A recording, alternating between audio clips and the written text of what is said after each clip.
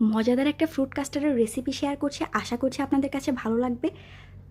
এর জন্য এখানে আমি 1 লিটারের মতো দুধ নিয়েছি। এখানে লিকুইড দুধ ব্যবহার করছি। এর মধ্যে দিয়ে দিচ্ছি আধা কাপ চিনি। চিনির পরিমাণটা আপনারা বাড়িয়ে কমিয়ে ব্যবহার করতে পারবেন। এখন এটাকে অনবরত নেড়েচেড়ে খুব ভালোভাবে আমি জাল করে নিয়েছি। অন্যদিকে একটা বাটিতে এখানে 1.5 টেবিল চামচের মতো নিয়েছি কাস্টার্ড পাউডার। এখানে বাজার থেকে কেনা কাস্টার্ড পাউডার ব্যবহার করেছি। এখন 1/4 কাপ দুধ দিয়ে এটাকে আমি খুব ভালোভাবে নেড়েচেড়ে মিশিয়ে দিচ্ছি। এখন এই মিশ্রণটা আমি ফুটন্ত দুধের মধ্যে দিয়ে অনবরত নেড়েচেড়ে খুব ভালোভাবে মিশিয়ে দিচ্ছি, যাতে করে এটা দলা পেকে না যায়। এখন এটাকে আমি খুব ভালোভাবে ঘন করে জাল করে চুলা থেকে নামিয়ে ঠান্ডা করে নিব। অন্যদিকে এখানে আমি কয়েক ধরনের ফল নিয়েছি। এখানে 3 টেবিল চামচ করে আছে। আপনারা চাইলে 1 ধরনের বা 2 ধরনের ফল দিয়ে এটা তৈরি করতে পারেন, তবে চেষ্টা করবেন যেই ফলটাই ব্যবহার করেন এখানে একটু মিষ্টি জাতীয় ফল ব্যবহার করার জন্য, এতে করে টেস্টটা ভালো আসবে, টক জাতীয় ফল যেন না হয়। এখন সবগুলো ফল দিয়ে এটাকে আমি খুব ভালোভাবে মিশিয়ে ফ্রিজে রাখবো আধা ঘন্টার মতো। এরপর ঠান্ডা ঠান্ডা এটাকে সার্ভ করবেন।